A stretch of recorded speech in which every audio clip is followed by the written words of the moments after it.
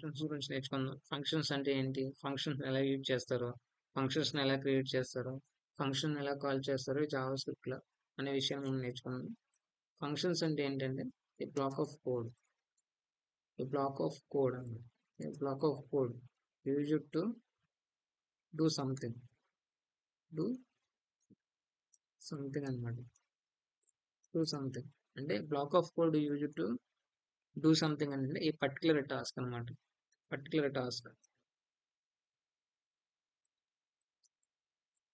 Particular టాస్క్‌ని perform చేయడానికి ఈ యొక్క ఫంక్షన్స్‌ని యూజ్ చేస్తాం. Functions is nothing but a block of code used to something. Do something అన్నమాట. ఏం చేయడానికి? పర్టికులర్ కోడ్‌ని చేయడానికి, జనరేట్ చేయడానికి అన్నమాట. ఇప్పుడేంటంటే అసలు ఈ బ్లాక్ అంటే ఏంటి? బ్లాక్ ఆఫ్ కోడ్ అంటే ఏంటంటే block is nothing but block is nothing but any code, anything in between,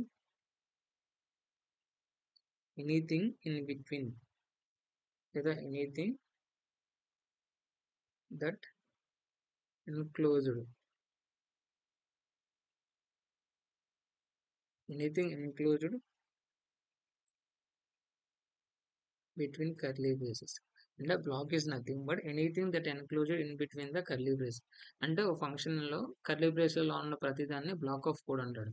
ఈ బ్లాక్ ఆఫ్ కోడ్ ని ఎందుకు యూజ్ చేస్తామంటే స్పెసిఫిక్ టాస్క్ ని పర్ఫార్మ్ చేయడానికి. అంటే ఫర్ ఎగ్జాంపుల్ మనం తీసుకుంటే ఎలాగంటే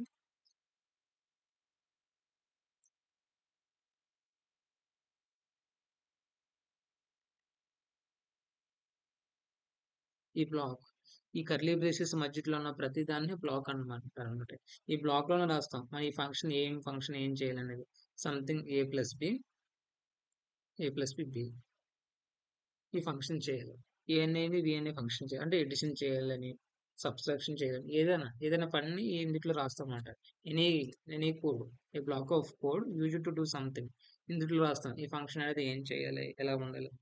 మెయిన్గా ఈ ఫంక్షన్ ఎందుకు యూజ్ చేస్తామంటే రీయూజ్ ద కోడ్ అనమాట. కోడ్ అంత మనం రీయూజ్ చేసుకోవడానికి. అంటే మనం కన్సోల్ డాట్ లాగ్ అని పెట్టి నేను సంథింగ్ శ్రీకాంత్ అని ప్రింట్ చేయాలి. నేను అన్క్లోజ్ బిట్వీన్ ద ఇంక్లూడ్ చేసి శ్రీకాంత్ అని పెడతారు. శ్రీకాంత్ టెక్ అని పెట్టారు. నేను దీన్ని ప్రింట్ చేయాలి. ఇప్పుడు ప్రింట్ చేయాలంటే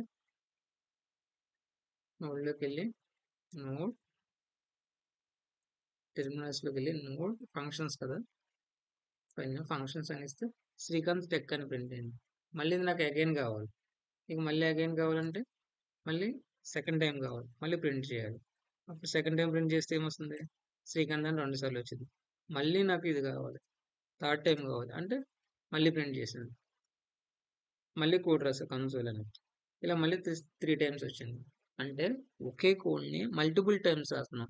అంటే ఒకే కోడ్ని మల్టిపుల్ డూప్లికేషన్ ఆఫ్ డేటా ఎక్కువైపోతుంది. అంటే ఒకే కోడ్ని మల్టిపుల్ టైమ్స్ రాయాల్సి వస్తుంది కాబట్టి ఇది రీయూజబుల్ కోడ్ ఉండదు అనమాట. ఒకే కోడ్ అంతమంది రాస్తున్నాం కాబట్టి లెంత్ ఆఫ్ కోడ్ని తగ్గించడం కోసం ఈ ఫంక్షన్స్ అని క్రియేట్ చేశారు.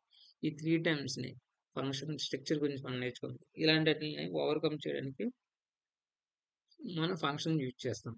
ఫంక్షన్స్ అంటే ఫంక్షన్ కీవర్డ్ ఉంటుంది. ఫంక్షన్ నేమ్ ఇద్దాం. ఫంక్షన్ నేమ్ ఏమని చెప్దామంటే శ్రీకాంత్ అని ఇచ్చాను ఫంక్షన్ నేమ్. లేదా కాల్ అని ఇచ్చే ఫంక్షన్ పెరాన్సిస్. ఇప్పుడు కాల్ అనేది నేమ్ శ్రీకాంత్ అని ఇద్దాం. చూడండి, నేను ఫంక్షన్ క్రియేట్ చేశాను అన్నమాట. దీన్నే ఫంక్షన్ అంటారు. ఫంక్షన్ ఎప్పుడు ఫంక్షన్ కీవర్డ్ ఉండాలి. ఫంక్షన్ కీవర్డ్, దీన్ని ఫంక్షన్ కీవర్డ్ అంటారు. దీని ఫంక్షన్ నేమ్ కూడా పెరాన్సిస్ ఉండాలి. ఈ కర్లీ బ్రేసెస్ ఓపెన్ చేసి క్లోజ్ చేస్తుంది సార్, దీన్ని ఫంక్షన్ అంటారు అనమాట. దీన్ని ఫంక్షన్ అంటారు. ఇప్పుడు నేను రాయాలి కన్సోల్ డాట్ లాగ్ అని చెప్పాను కదా. ఇప్పుడు నేను ఏం చేస్తానంటే ఎంసీఏ కోడింగ్ విత్ శ్రీకాంత్. చూడండి, కన్సోల్ పెట్టాను. ఇప్పుడు నాకు శ్రీకాంత్ ఫంక్షన్ కాల్ చేస్తున్నాను. దీన్నే కాల్ అంటారు అనమాట.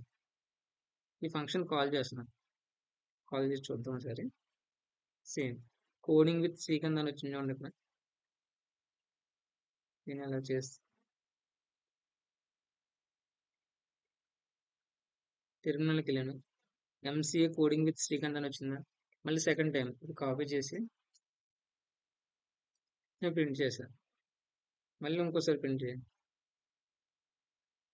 చూడండి ఎన్నిసార్లు 3 టైమ్స్ వచ్చింది.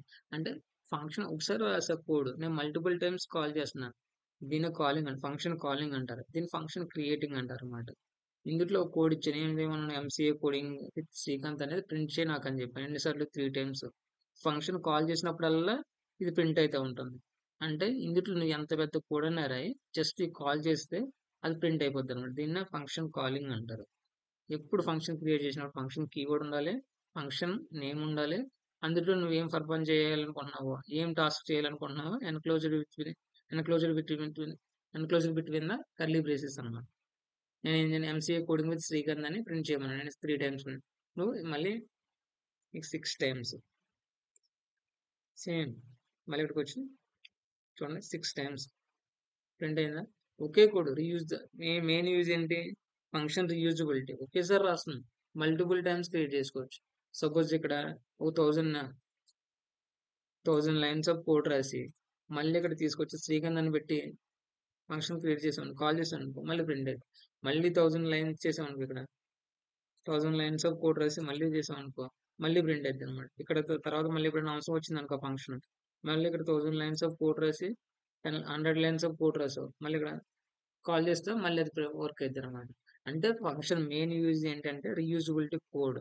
ఒకసారి రాస్తాం, మెనీ టైమ్స్ కాల్ చేసుకుంటాం. దీన్నే ఫంక్షన్ కాలింగ్, దీన్నే ఫంక్షన్ క్రియేషన్ అంటారు అనమాట.